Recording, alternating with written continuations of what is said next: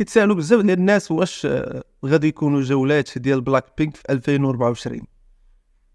كنظن بان هذا الاحتمال وارد ولكن ماشي اكيد، يعني بحكم ان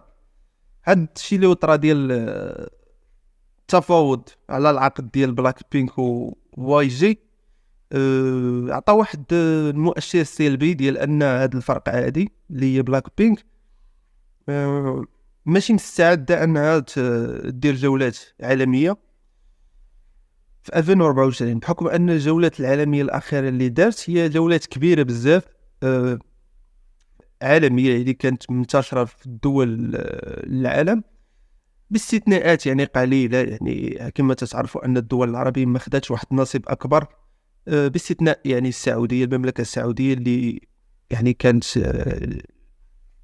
كانت عندها جوله في شهر واحد من هذا العام. ولكن يعني بحكم ان يعني فرقه بلاك بينك دارت جولات عالميه كبيره، فانا ما كنظنش انه في 2024 غادي نشوفوا جولات عالميه ديال بلاك بينك.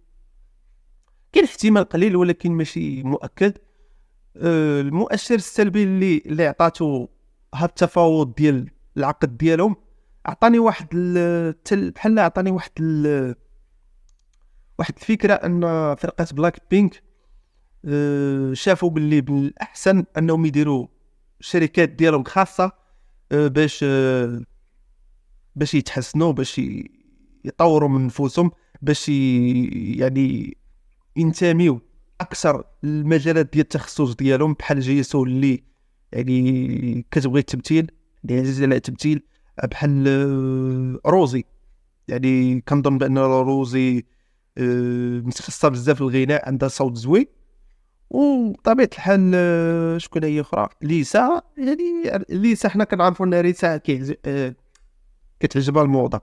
يعني كتعجبها شي حاجه سميتها الموضه، الازياء كذا. فكنظن ان فريدريك ارنو وليسا يقدر يتعاقد معها بحكم انه هو عنده الشركه ديال كتجمع ما بين الشركات كاملين، يعني هو الشركه ديال القابضه ولا كما تيقولوا له، يعني كتحكم بلويس فيتون، كتحكم بديور، كتحكم كذا. فهو عنده القدره انه يتعاقد مع ليسا ويطور معها، يعني تولي هي داخله معاه